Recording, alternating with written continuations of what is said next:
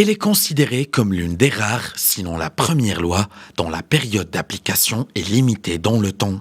La loi numéro 2720 sur la société anonyme a pour principal objectif d'adapter et de réguler la tenue des assemblées générales et des conseils d'administration pendant l'état d'urgence sanitaire, selon un guide de l'autorité marocaine du marché des capitaux détaillant les nouvelles mesures de cette loi. Les moyens de visioconférence ou moyens équivalents utilisés doivent remplir un certain nombre de conditions.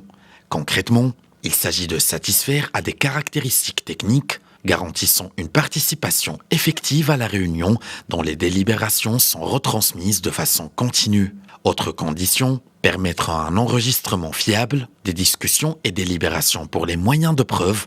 Toutefois, le retard pris dans la publication de cette loi a poussé certains opérateurs économiques à penser que le texte risque d'être caduc avant même son application. D'abord, et si l'état d'urgence est levé comme attendu ce 10 juin, cette loi n'aura plus aucun intérêt.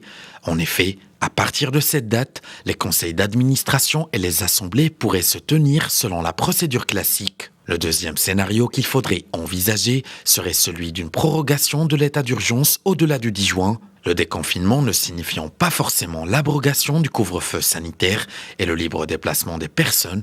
Dans ce cas, la loi conserverait tout son intérêt, donc une affaire à suivre.